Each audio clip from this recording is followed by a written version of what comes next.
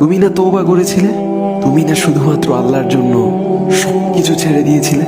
বুঝতে পেরেছিলে কোথায় তোমার আসল ঠিকানা? ভুলে গেছো? আবার কোন পাপ তোমায় গ্রাস করে নিল? তুমি তো সেই যে নিজের পাপের প্রতি অনুতপ্ত হয়ে সিজদায় পড়ে অঝরে কেঁদেছিলে।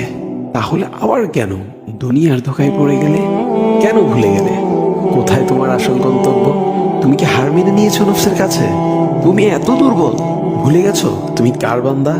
কে তোমার রব? তোমার রব তো সর্বশক্তিমান। সর্বশক্তিমানের বান্দা আবার কখনো দুর্বল হয় নাকি? মৃত্যু পর্যন্ত লড়ে যাও তুমি। শয়তানকে দেখিয়ে দাও তোমার ইমানের পাওয়ার। শয়তানের ধোকায় পড়ে অনেক পাপ করে ফেলেছো, তাই নিরাশ হয়ে গেছো তুমি, তাই না? তুমি কি জানো না তোমার রব কতটা মহান? তিনি তো তোমাকে ক্ষমা করার জন্য অপেক্ষা করছেন। তাই ফিরে আসো সেই রবের দুয়ারে, যার দুয়ার কখনো বন্ধ হয় না।